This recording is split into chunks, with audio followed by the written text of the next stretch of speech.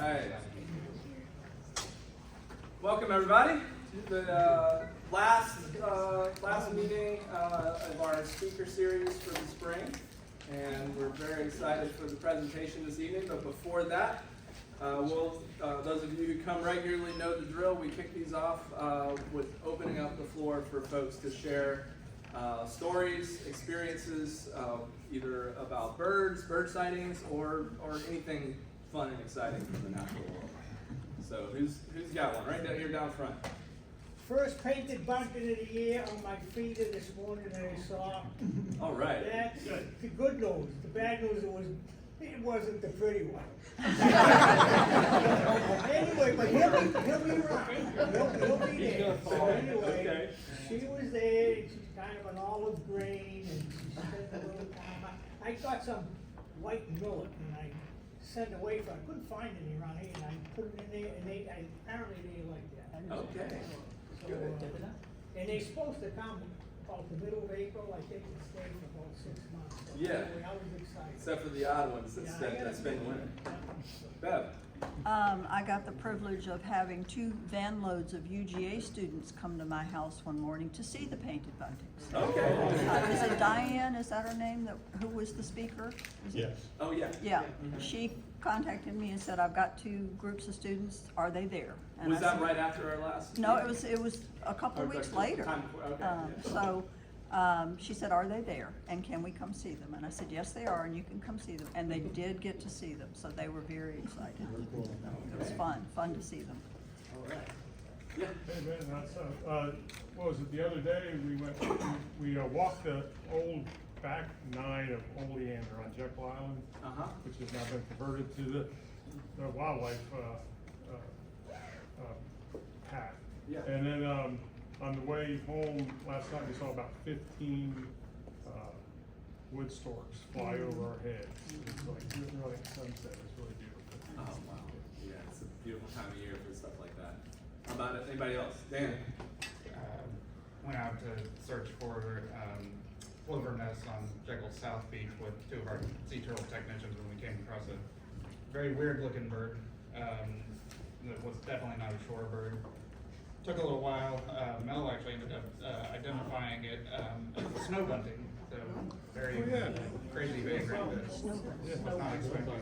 So I don't know who else got a chance to see that here, but that was probably one of the most. Yeah, that's probably the rarest thing I've ever seen. And may end up being the rarest thing I ever see.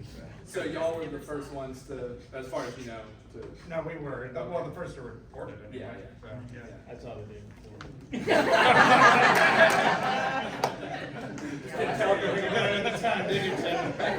I missed it, but there was like 300 skimmers, and there were 30 different banded skimmers right across from where the snow bunting was. Oh, distracting. That's the only reason I didn't see it. They were banded in New York and Virginia and North Carolina and South Carolina. So if you're missing the snow buntings, look at the skimmer legs. Lots of banded skimmers. How are the Wilson's plovers getting going on Jekyll? We don't have any confirmed nests yet. I didn't go out yesterday when the text did, but they said they still didn't see anything. We have some scrapes though. Okay, cool. There are oyster catcher eggs on Sea Island as of yesterday. All right. Very south. Spit. Elliot. No snow bunting. The girls and I had 6 swallow-tailed kites over a clear cut in Hawks on Sunday. Just all kinds of acrobatics. It was awesome. Awesome. Yeah. Did you want to share? We have this birding competition this Friday and Saturday. All right. We're raising money for bird shows. All right. Great. Well, Elliot, what's happening this weekend? Youth birding competition? Yeah. You might not have heard. Yeah, youth birding competition it actually started Friday, I guess. Right, this past Friday, runs for the week. Teams all over the state. I don't know why you're not doing this. Tim Kai started this program 20 years ago. It's having a big anniversary this year, and the girls, this is their 6th time participating.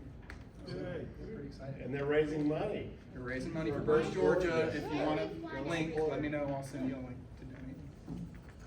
And you can donate like a certain amount per species that they see, right? They only get like 10 or 15 species, so if you give $10 a That's species. right.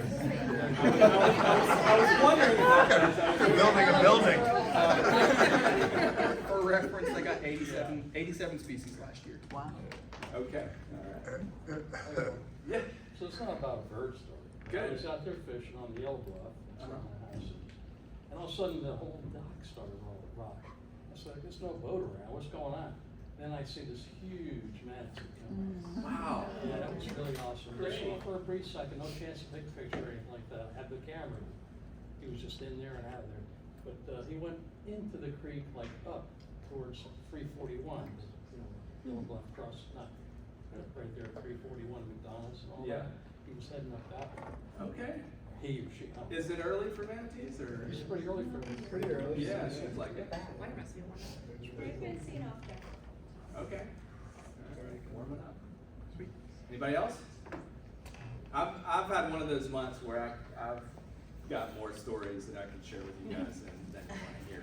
But I've got one that is probably, one of those wildlife moments that kind of sticks with you for the rest of your life. So I was fortunate enough to be able to go with my family for my son's spring break to Roatan off the coast of Honduras on the Caribbean side, and got to see a free roaming wild flock of scarlet macaws. And I was by myself at the time, just kind of poking around, exploring, and it was sunset. And I heard, of course, folks who have seen them probably, can imagine, I heard them before I saw them, and I look up and they're kind of silhouetted over the ocean coming in as a flock of probably half a dozen. And I've never seen them before, so it took me a minute, but that's what that's gotta be. And I came back later and saw them, got to see them not silhouetted. And, so just an amazing thing. And they would be native there, but they were extirpated, and then this population has been reintroduced, rewilded, from captive birds, but now it's reproducing and kind of renaturalized to the wild. So it's kind of an interesting modern conservation story. Yeah. I'm sorry, can you just repeat the name? Scarlet macaw, big parrots. Big, really big parrots. Yeah. So, okay. Anybody else? Last call for stories.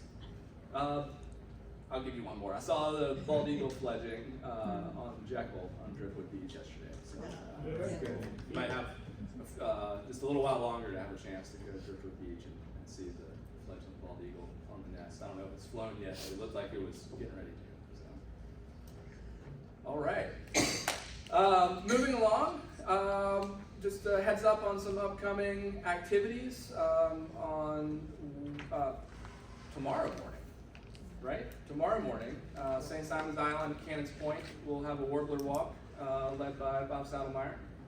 And then that's 8 a.m. That's right.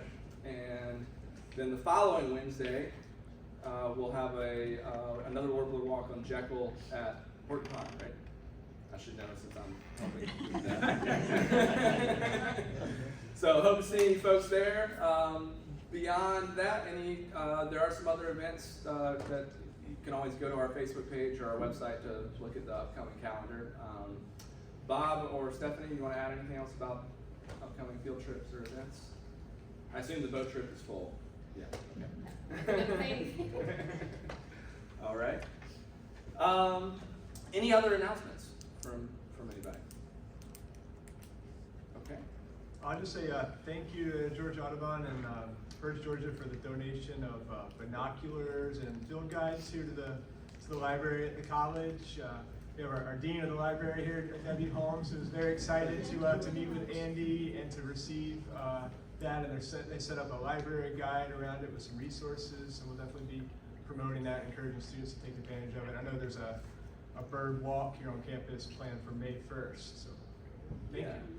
Yeah, we're looking forward to that May 1st, and really excited about this program. And thank you for your partnership with helping make it possible. That's a grant that comes to us through the National Audubon Society. So thanks also to the National Audubon Society. Any students here tonight? It's finals. The finals are coming up close. Right? Maybe that's For part the of it. first student. I'm just looking. We gotta get him out here. We gotta get him out here. There's some Lifelong great- learner. We're all students, we don't make credits. Yeah. All right, maybe next day. Yeah. I don't know. We'll give them some kind of excuse. All right, well, Bob, would you like to introduce our speaker? Sure. I'm very pleased to introduce Dr. Brett Albanese. Brett is the Assistant Director of Wildlife for Georgia DNR. He's been with DNR since 2003, so it's been quite a while. And what he's going to talk about tonight is what's called the State Wildlife Action Plan. And not to steal too much of this thunder, but these are comprehensive wildlife plans for all species of wildlife, invertebrates, plants, fish, that are done every 10 years. Each state does one of these every 10 years. And they're quite involved. They involve input from virtually every expert in the state on these different taxa. So hundreds of people contribute information and their expertise to developing these plans, how we're going to conserve and manage these wildlife, updated every 10 years. And so it takes a colossal effort to do this, and it takes a colossal effort to coordinate this. And that's what Brett did. And not only did he coordinate this and just like herd cats, he provided the vision for how this plan would appear, how it would be used by not just scientists, but anybody from the public can go online and go to this portal. It's very user-friendly, and it's a very, very useful tool. I used it myself recently in speaking at hearings on the Bird Island rule and other things like that. And so we're really happy that he could take time out of his busy schedule and miss some important meetings and come here to speak to us tonight.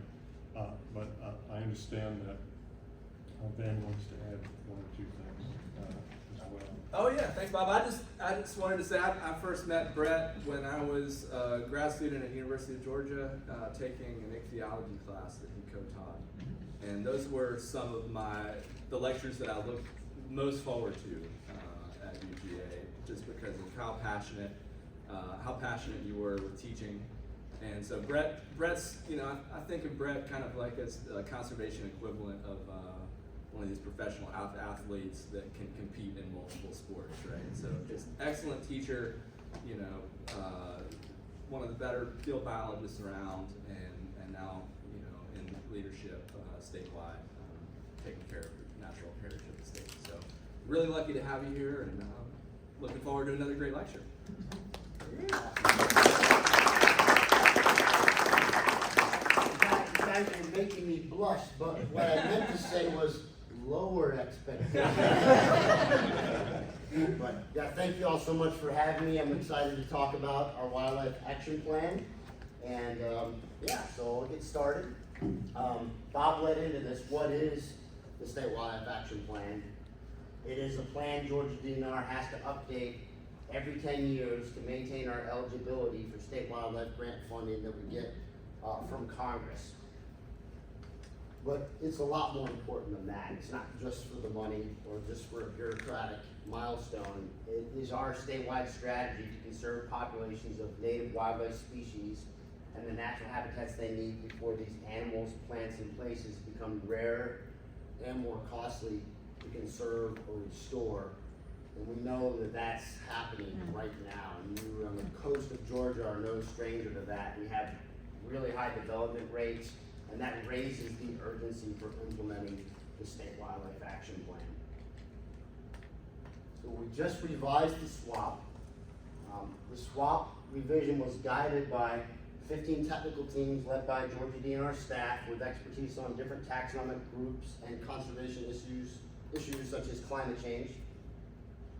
We had over 100 organizations represented on these SWAP technical teams, including colleges and universities, agencies, conservation organizations. We had a lot of retired people that are like the expert on species X that donated a lot of time for the State Wildlife Action Plan revision.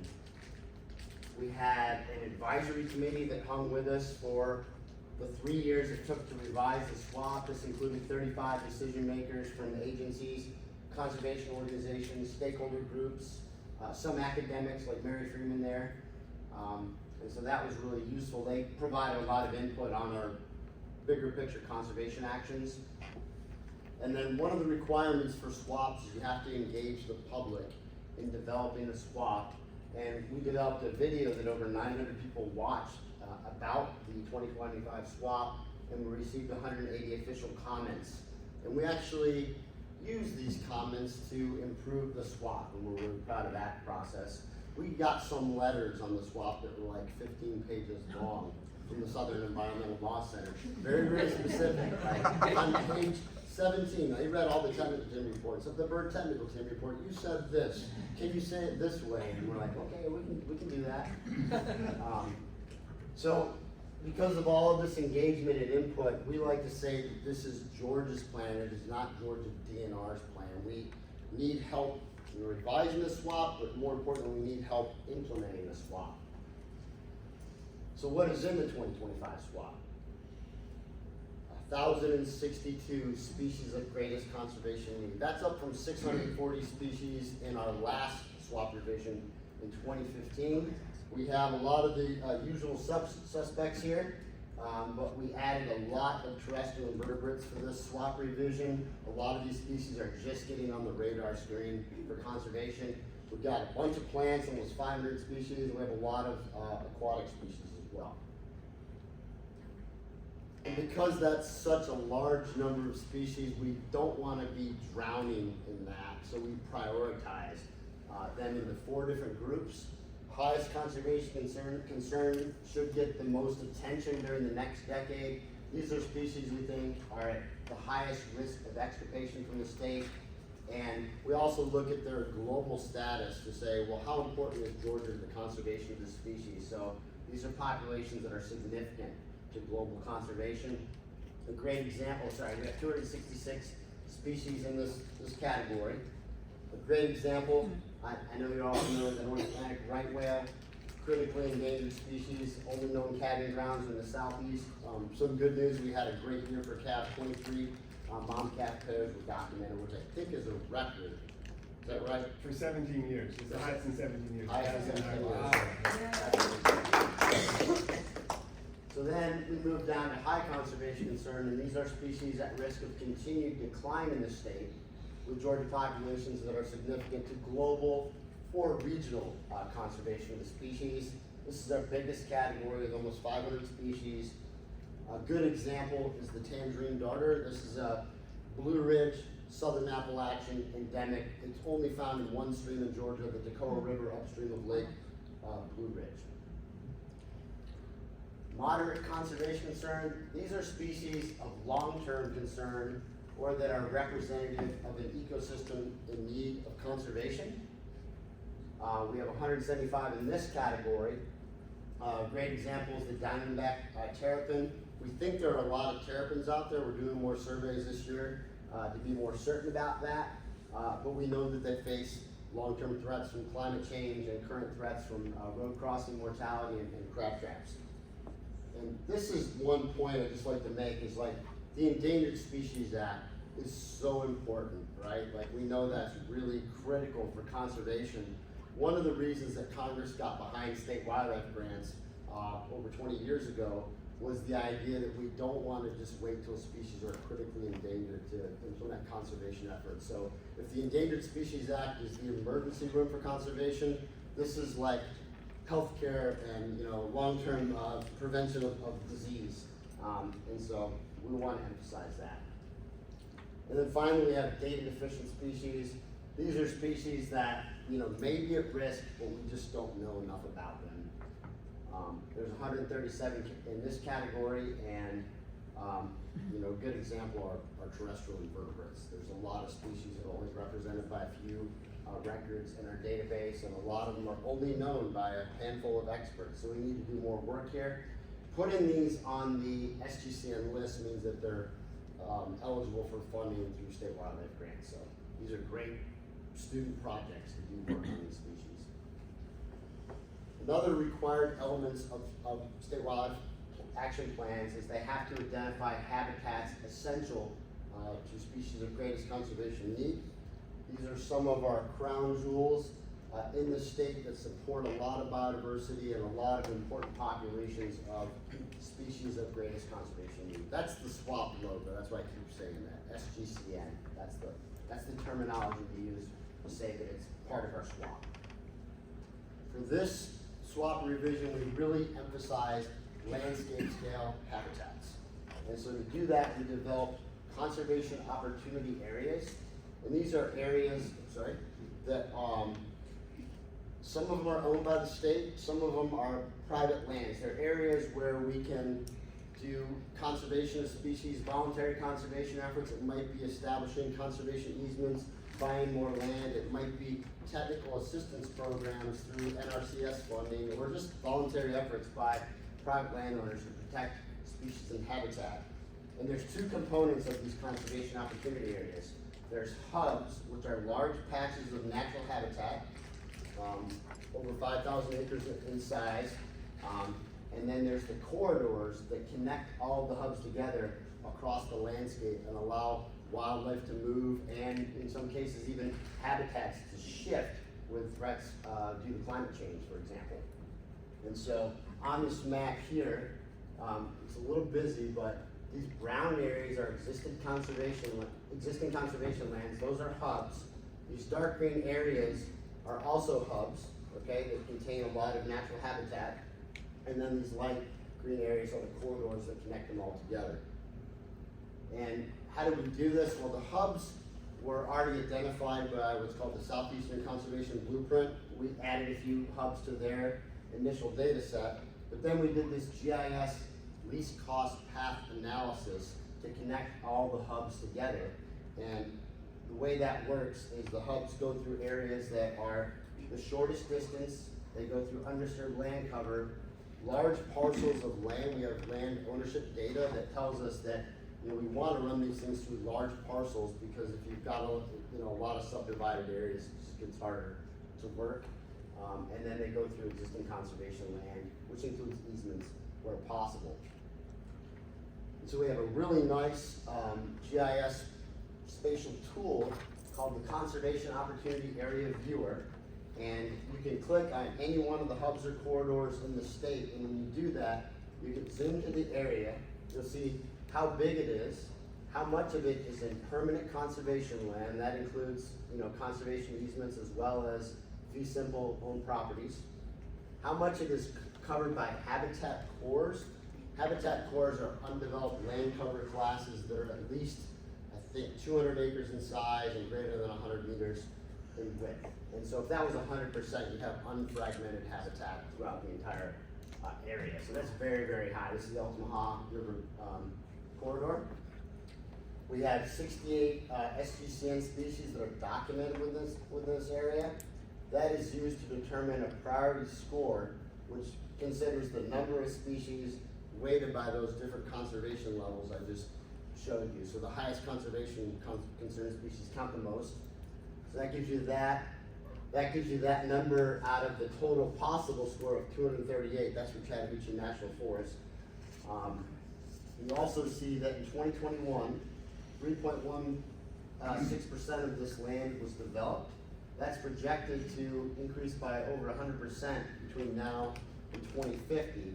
This is based on a model produced by NC State called the Futures data set. It's a development growth model. So we have that available for all of the COAs in the state. And these numbers are very scary, but it's useful information to know for conservation planning if you want to try to get ahead of some of that growth and protect habitat.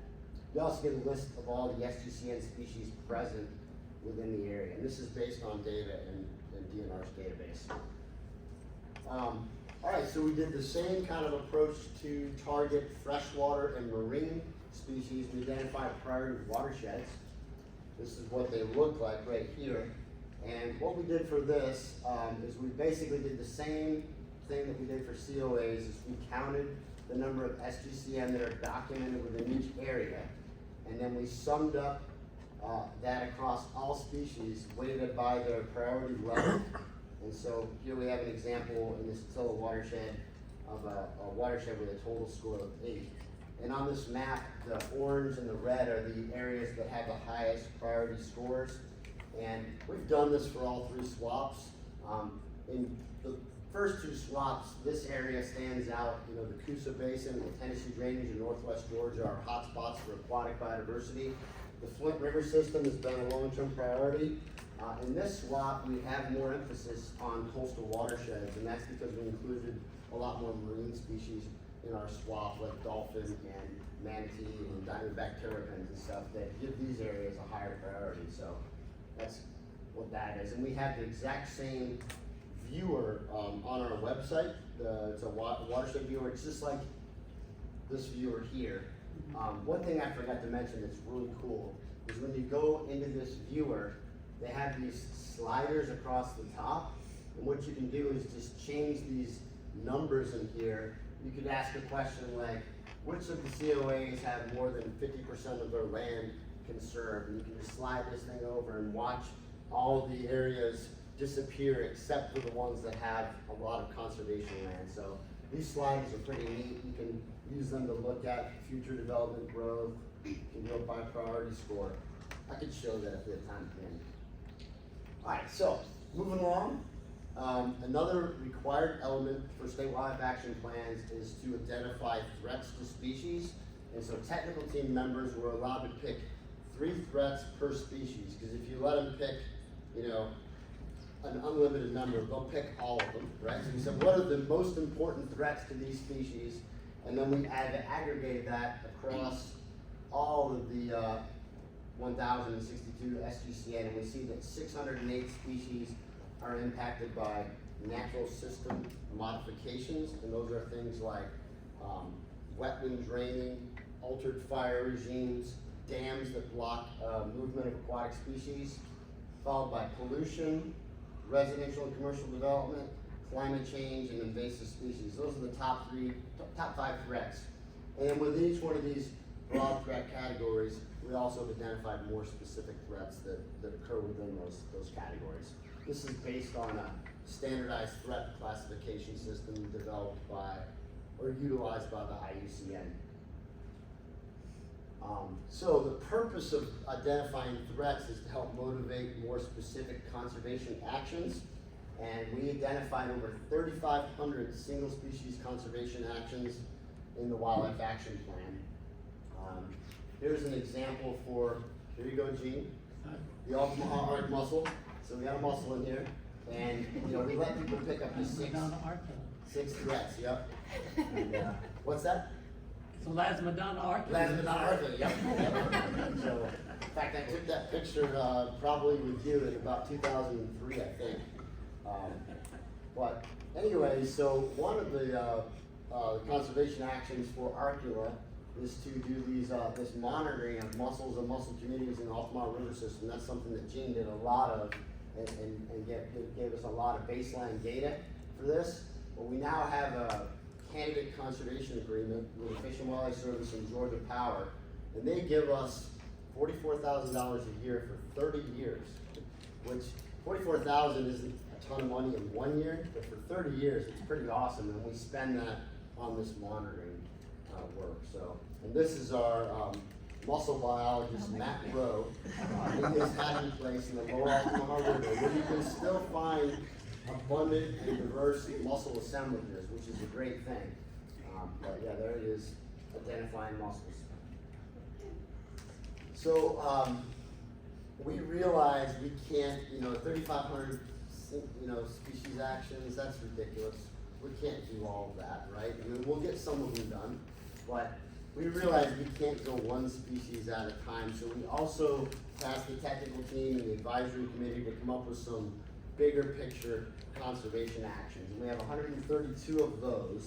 An example, maybe the most important one, is protecting SWAT priority habitats and populations through land acquisition and conservation easements. And one great thing that's happened recently, if you're looking for some good news in the world, is that the Georgia Outdoor Stewardship Act was reauthorized for 10 more years, and they increased the amount of funding in that by a significant amount. Probably gonna be about $15 million extra a year for land conservation projects. So we're super excited about that. But if you wanna learn about any of these actions, you can go to our Conservation Action Tracker. You click on one, it'll give you potential partners for the action, potential funding sources, and in some cases, potential projects that would help implement the action. So what about birds? And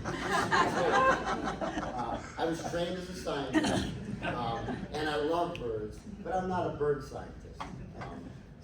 But I feel like we should talk about it. So we had an outstanding technical team for birds led by Tim, who's here, and Todd Schneider, and then we had this long list of technical team members. Some people in this room are on this list, including Bob and many others. And Bob and I got to go out with Fletcher Smith today. We didn't share that story earlier. And Amber's not here, to look for red knots, which is pretty special. So, what are the threats to SGCN birds? Yeah. So these are the general threats here on the left. And so we see that 50 species, climate change is considered a top threat to them, followed by natural system modifications, biological resource use. That could be like fisheries impacting things that birds feed on, for example. Agriculture and aquaculture and residential and commercial development. Those are the top 5 there. And then if you want to get more specific, these are the categories that are nested within these broader categories. So, climate change threats include habitat shifting and alteration, storms and flooding. By residential commercial development, we're talking about housing in urban areas. Recreational activities, that could be people walking on the beach with their dog, for example. So we have 62 SGCN birds. That's up from the last time, I believe.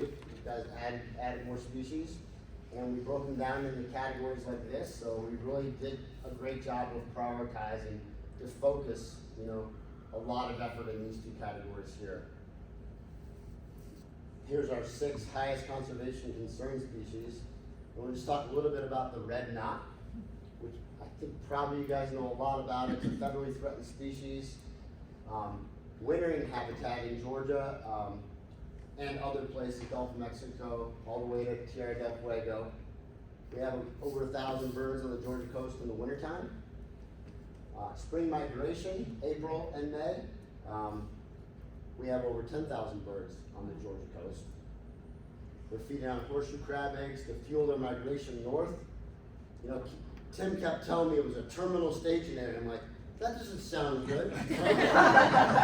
No, actually, what that means is that their last place they go before they take that long distance flight to the Arctic, to their breeding area, and they can double their body weight, and they molt into their breeding plumage here. So, what about 3/4 of knots might be doing this outside of Delaware Bay? Yeah, from the southeast, they're here in spring. Yep. So we're very important to the conservation of the species. Here's their summer breeding habitat. Love that picture. There from June to August, and then they come back down through Georgia in the fall, where we can have over half the total population. They're on islands near the mouth of the Altamont River, or critical stopover habitat, and they're feeding on clams and other invertebrates there, because the horseshoe crabs aren't around then. They have a complex life history. This is something that they're learning about even today. This is a bird that was tagged in South Carolina last year in the springtime. It went up to Hudson Bay, the Arctic. It bred, it came back down through the Hudson Bay, went to Suriname, and then kept going all the way down. Well, it went through Hurricane Erin, and then it went all the way down to the coast of Argentina. So this is a bird that was fitted with a satellite tag, and they're doing this again, hopefully starting this weekend in South Carolina to tag more birds. And they have a nice webpage. If you Google Southeastern Red Knot Working Group, you can show you how to download this app, and then you can punch the tag numbers in of the birds that are listed on the website, and you can follow them individually to see all the places they go. So, pretty amazing. Threats to red knots and other shorebirds. So, in the swap, we have a story map with this photograph, and it says, "This dog is really cute, but he'd be a lot cuter on a leash," right? Because these dogs do a lot of damage to birds, especially in the summertime when it's hot. They can get them off their nest. It can cause mortality of the chicks pretty rapidly, and the dogs can kill the birds directly as well. So that's a big issue we're trying to, address through education and outreach, and through some regulations. And then feral hogs, the picture that Fletcher sent me of a feral hog feeding on horseshoe crab eggs. So direct competition for food. And then, of course, we know that increasing tides can take away suitable habitat for these birds. So I gave this talk part of this talk last October, and I had to update the slide because last October we were still doing this, but now it's been passed, the Bird Island Rule. That's a regulation change that Tim led. But it adds new islands where access by humans and pets is prohibited on a seasonal basis.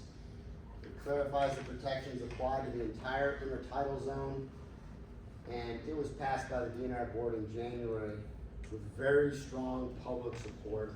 I remember Bob came to the October board meeting where the rule change was presented, and he spoke along with some other people that came up, and that is so important because you don't really know who might be whispering into a DNR board member's ear about, this, I don't like this, and giving them some information.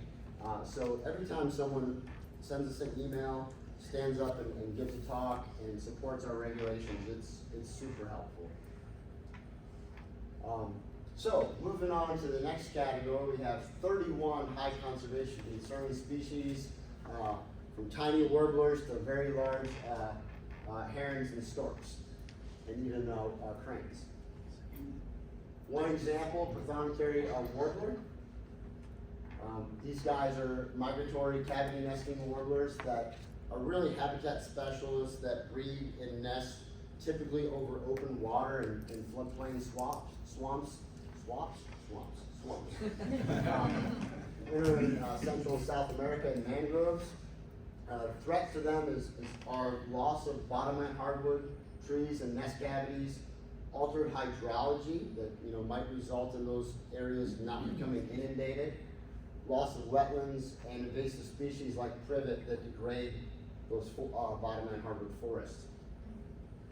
So conservation actions include continued monitoring, banding, and research on nest box use. Constructing and erecting suitable nest boxes where those natural nesting cavities are limited. And we have some data from Joe Burnham and James Hunt, a study down in southwest Georgia.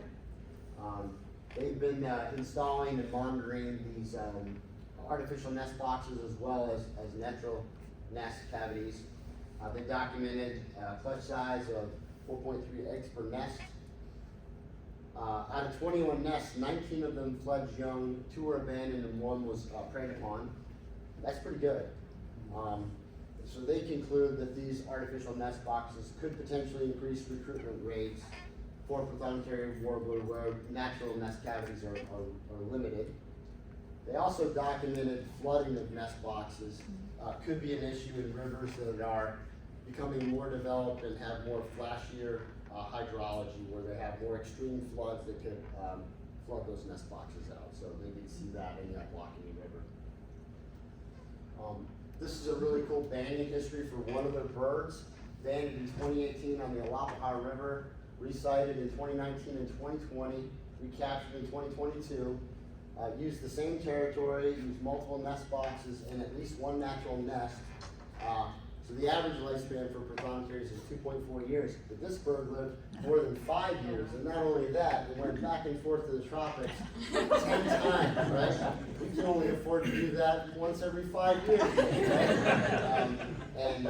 So that's really cool, and that's from that study, which is ongoing.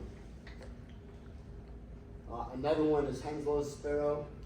This is Todd Schneider. If you know him, he's retired from Georgia DNR. Well, he says he is. We'll see what really happens, but he's led this study for a long time. Henslow's sparrows are, emblematic of grassland birds, which are declining. More than 74% of grassland species are considered to be declining from the 3 billion birds report. And they don't breed in Georgia, but they do overwinter here.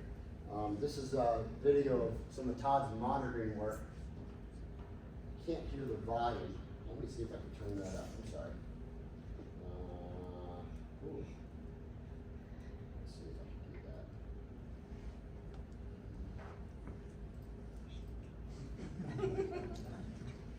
I might need to adjust on the walls. Let's see.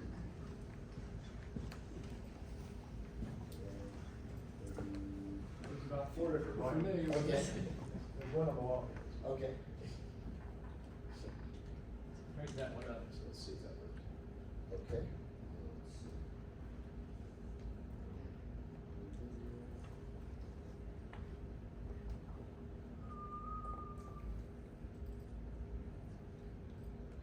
Oh yeah.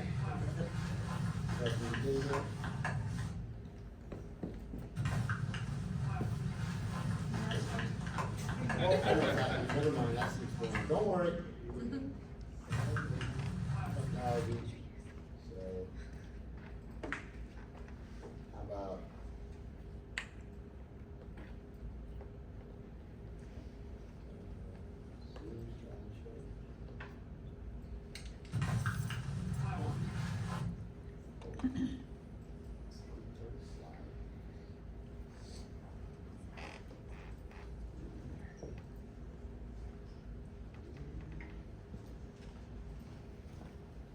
Now we got out of presentation. Yeah, let's see. You just try one slideshow and start again. Yeah. So, beginning. All right, in case you forgot anything.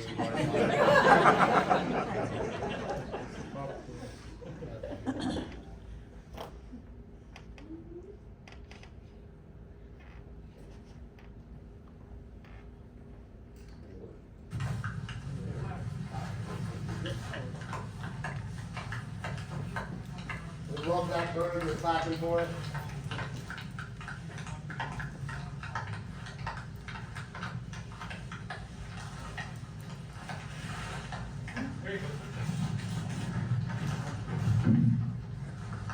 That's Todd.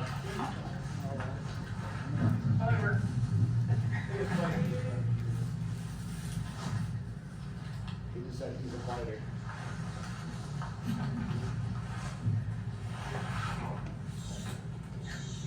That's their water call. It sounds like a cricket or something.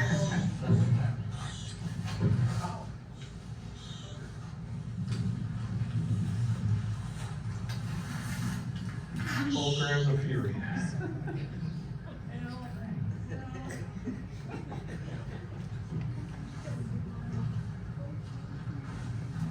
So let's walk up to the road to work. Bob's a little bit easier than in here. So, anyways, do you know where that video was taken? Fox Pasture, I'm pretty sure.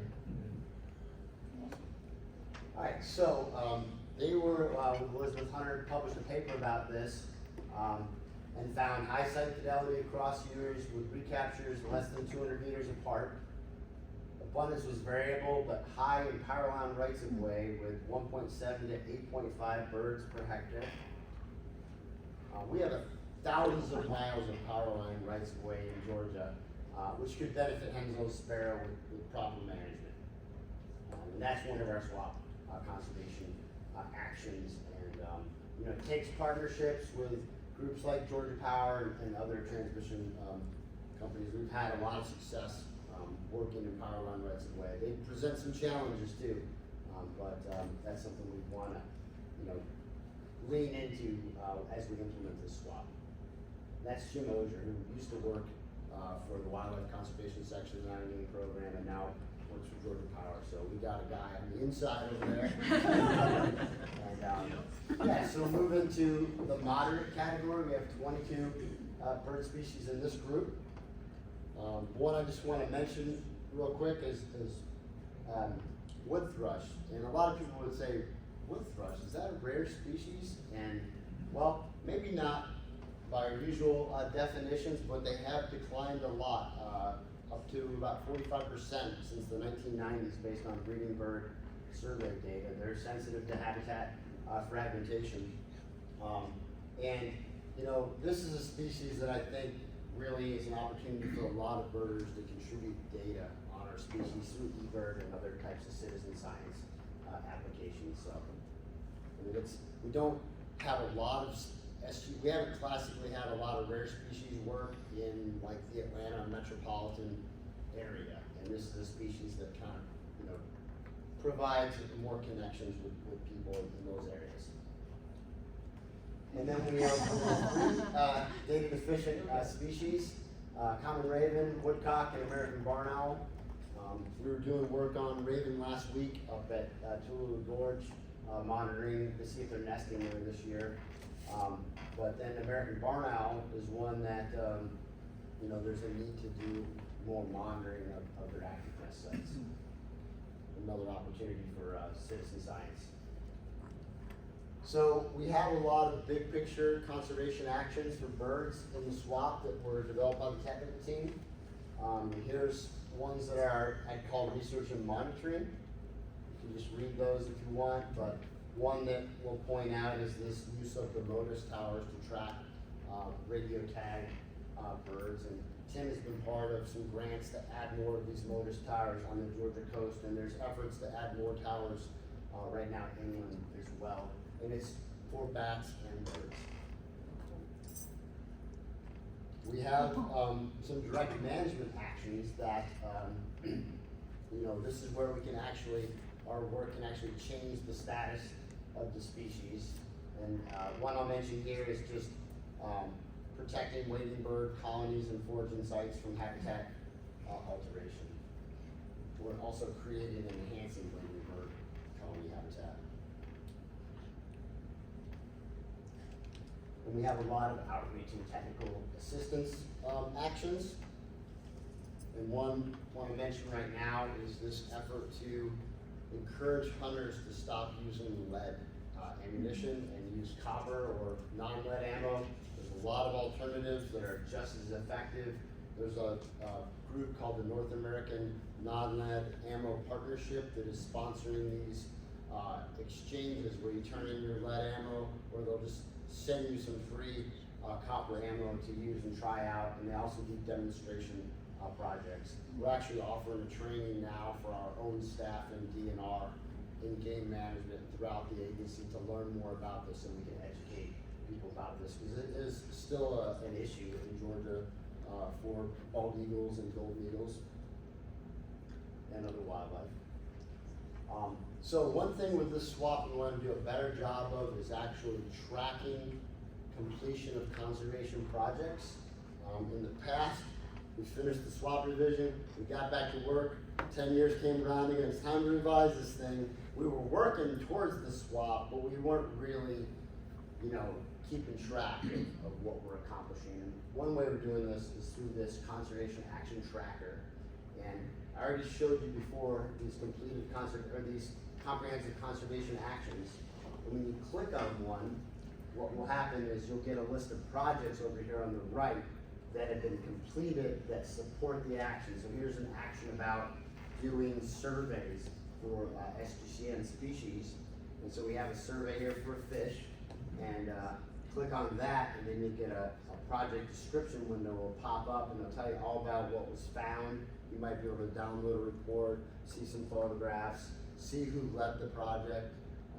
And one feature you can't see right here, the newest version of the tracker has a little button right here that says submit your swap conservation action. So anybody, because this is not DNR's plan, anybody can click that button submit a survey with all the relevant information about their project, and then we'll upload it in here and we'll get mapped on there. So we really want groups like y'all to do projects and submit them to this tool, and we can just show, like, hey, this is all we're doing for wildlife here. And that's really important when you want to try to get more funding for conservation, just so that you're actually accomplishing things. So we're excited about that.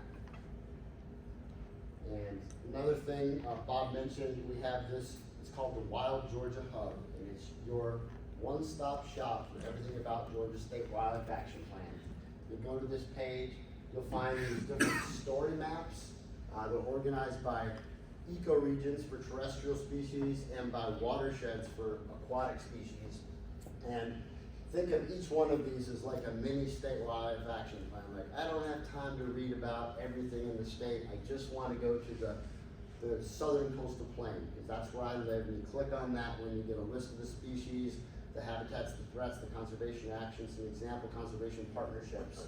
Lots of beautiful photography and stuff. So this is something that, like, if you were a professor and you needed your students to do something, say, hey, I want you to review that story map and tell me some stuff that you learned from there, because it's very, like, you know, place-based for these particular areas in the state. There's some of the aquatic ones. We also have the Georgia Biodiversity Portal, which is something that we've had for a long time, but we've integrated, well, so the portal, if you're not familiar, has these really nice range maps that show where species have been documented and when they've been documented. They also have profiles that are like basically species accounts. We've integrated the SWOT threats, if you want to look those up for an individual species, and the conservation actions there. And then we have all of the technical team reports available on this website as well. And those are just good old-fashioned PDFs that you can download. So that's the overview. And we have, if you want, oh yeah, thanks. If you want to just take a picture of that, I mean, if you just Google Georgia State Wildlife Action Plan, you'll probably end up in the right place. But that's a short URL you can just type in if you want.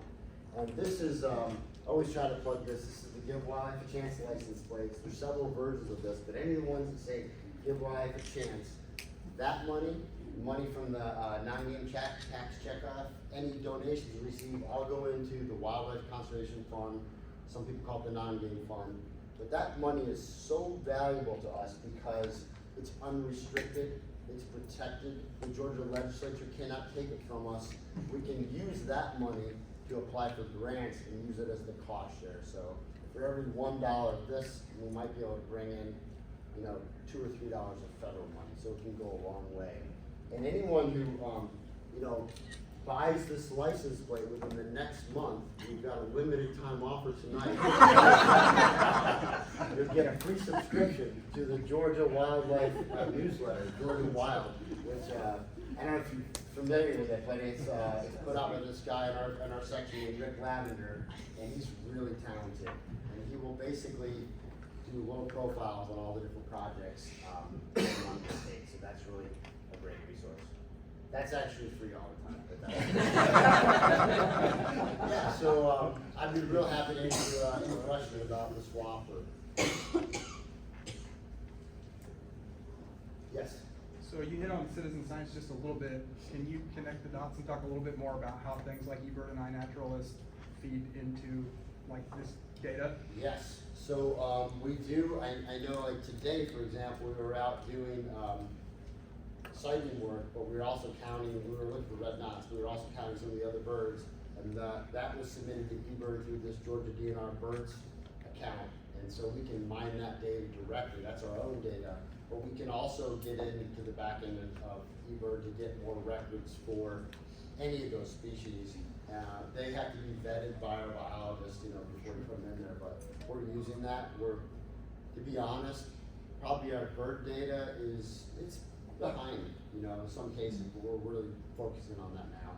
Birds are a little bit harder to deal with bird data than other species that sit still.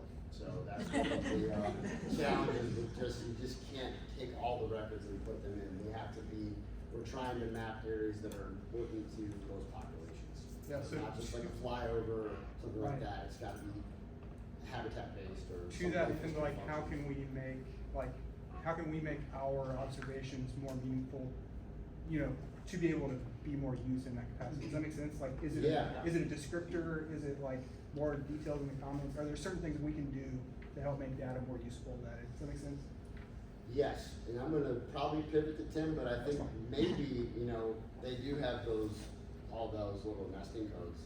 That could be useful potentially, but what do you think, Tim? Very, like, any shorebird work, I would submit through ISS. Yeah. So there's a eBird portal for migratory shorebird counts, and so that's, there's some more structure to those surveys, but it goes into a international shorebird database that's used for those population estimates. And then, I mean, the other good ones for birdage, like breeding bird surveys, PBS routes, we're always trying to recruit more. I don't know who's gonna take Todd's place. Yeah. Leading that, so if you wanna coordinate the statewide breeding bird survey, that job's coming up soon. Yep. No, we'll be looking hard for somebody to get that position, probably in August, just guessing. He's mentioned September is the furthest I've heard of him. Oh, he's been saying September? He's still saying July 1, but maybe August or something. Yeah, definitely by 2030 we'll be done. And then there's somebody on iNaturalist that I assume is in with DNR that is periodically like commenting on my iNaturalist observations. Hey, this has been added into SWAP, or like. Oh, yeah, so we do have an Is that iNaturalist how- group, Ahmad. Okay. Yeah. Yeah. So yeah, we're using iNaturalist as Okay, well. so I'm seeing that periodically with Yeah. my iNaturalist data. I think, you know, we're getting a lot of invertebrate data from there, but I guess bird data as well, so. Cool. Yes, So I think my question's gonna have a good wind up, so bear with me. okay. So it's kind of conservation orthodoxy, right? That, you know, it's better to invest in larger, less fragmented habitats, right? And it goes back to, you know, E.O. Wilson, theories of island biogeography, and more, bigger patches, more diversity, right?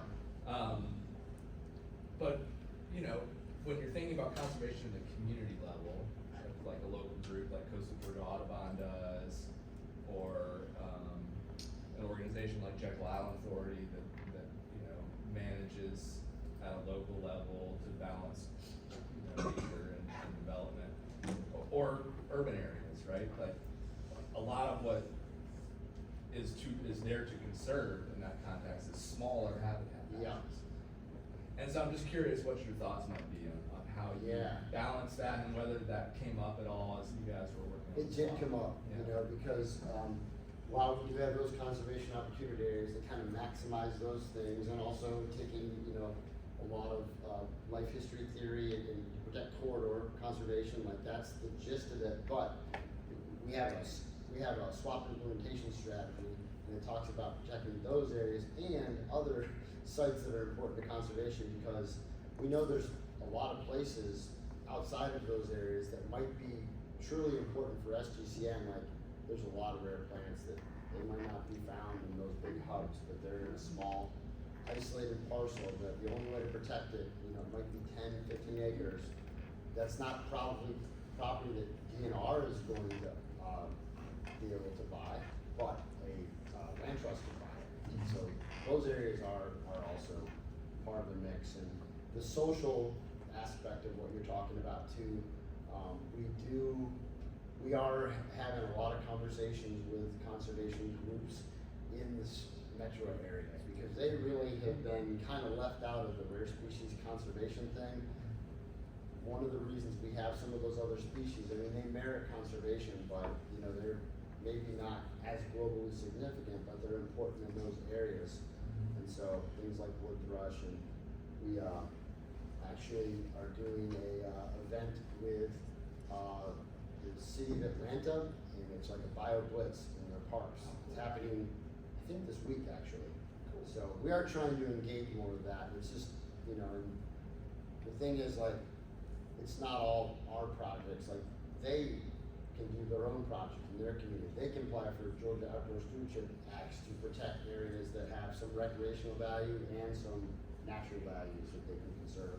Yeah. Might not hit our, big ticket conservation opportunity areas, but they'll still be important, and they do support the swap. We do have a lot of other actions that are about connecting people, to conservation. Yeah. Watchable wildlife grants. Yeah, oh yeah, great one. I was thinking about it too with the breakdown of threats and the, I can't remember exactly what wording, but environmental system change Yeah. coming up so high, right? So those system changes, I think, a lot of times might be happening, at smaller scales that are significant to smaller fragments, I guess. Yeah, yeah, so, Yeah. Thanks. great question.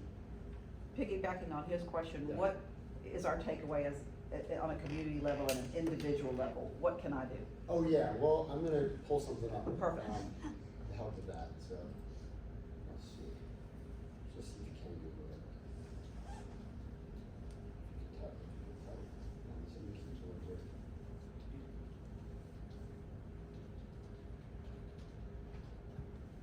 Alright, so, here it is, it's an ArcGIS online site, and it does work better on your laptop than it does on the phone. It's just, especially some of the geospatial tools.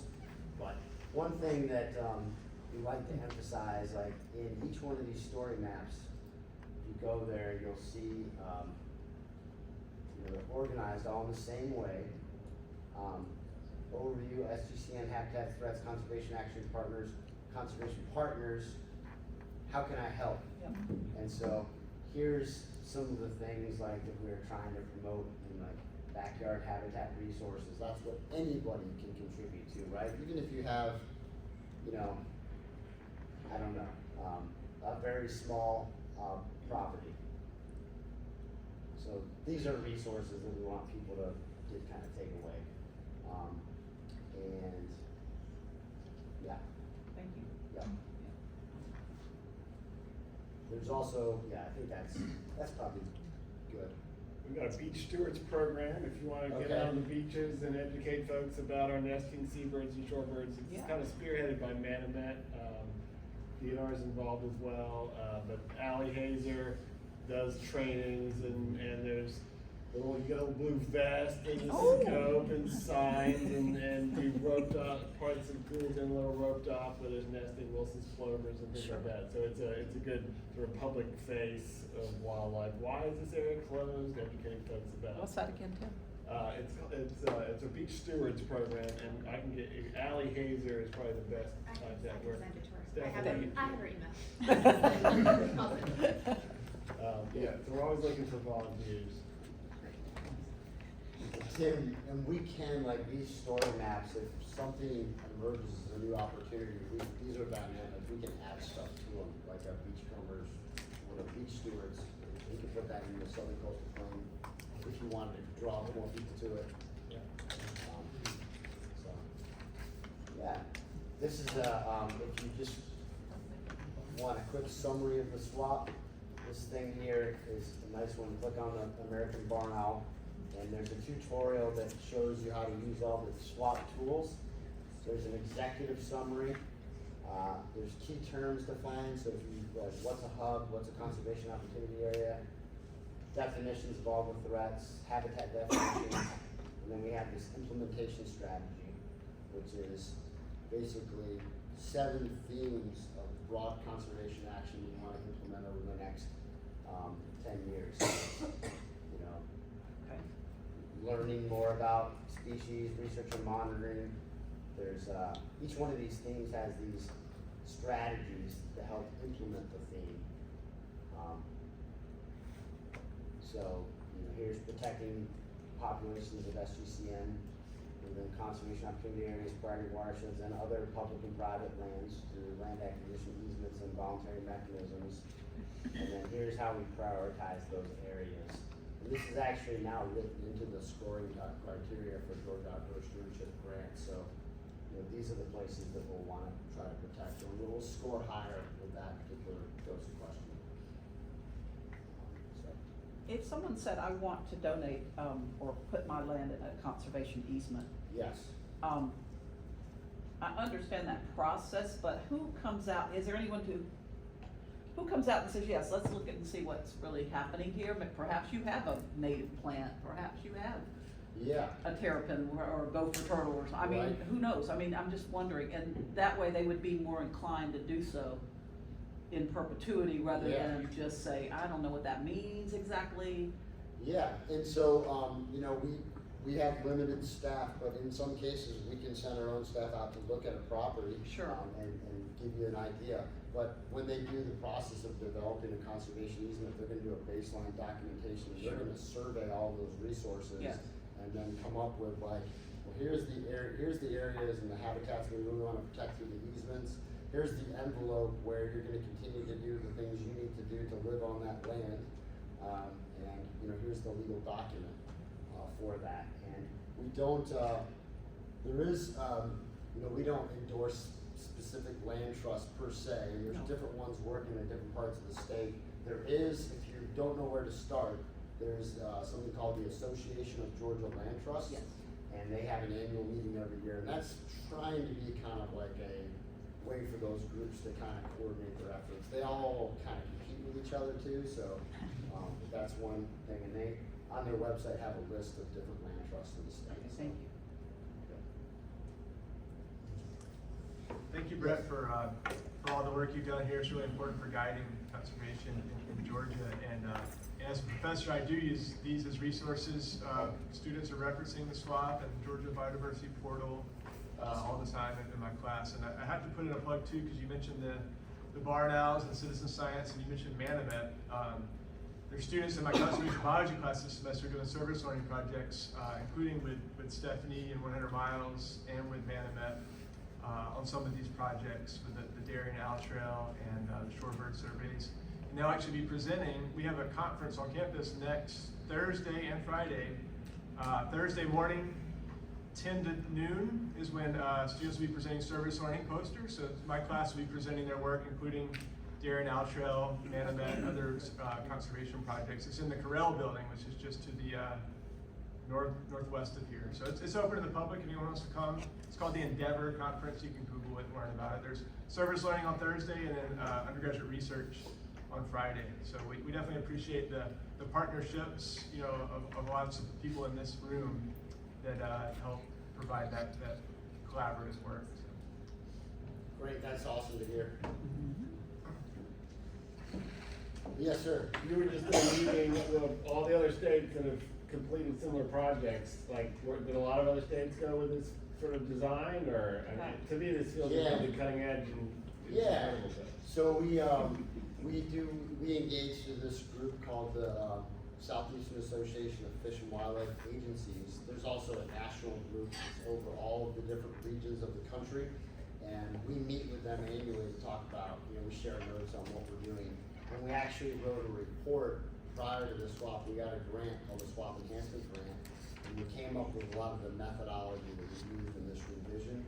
And it's, you know, we did all this as a big committee, and we were thinking, oh yeah, all the states will use this now. And some of them did and some of them didn't. One of the things they used a lot was those priority tiers, you know, highest high, moderate, and data deficient. And that's really an important improvement, because if you don't have that, it really kind of waters down the priority of all the species. You don't really know where to start. But also, like, for example, the Center for Biological Diversity, they took some of our earlier SWAP lists and they said, okay, we're gonna put these species on the endangered species list. Some of them might have merited it, but not the hundreds and hundreds that they petitioned the Fish and Wildlife Service to list all of these species, and some of them, in truth, were just data deficient species. So that was a value of like coming up with some consistent terminology. All the states now use conservation opportunity areas, or most of them do. They use the term SGCN. So we're trying to standardize them so that when we roll these things up and we go to Congress and say this is what's happening in the country, they understand, you know, what we're talking about. In terms of the actual web interface, so that was developed by our own staff. Our GIS specialist did that.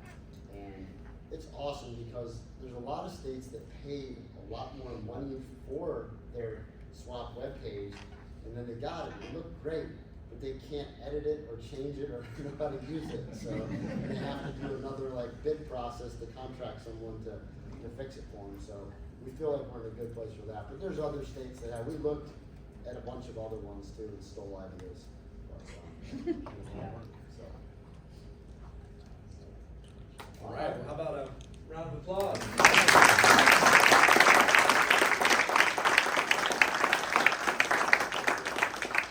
Thank you, Brett.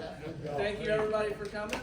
Keep an eye on your email. We've got a summer picnic potluck coming up down the road. We haven't quite found a date for it yet, but we'll let you know. So.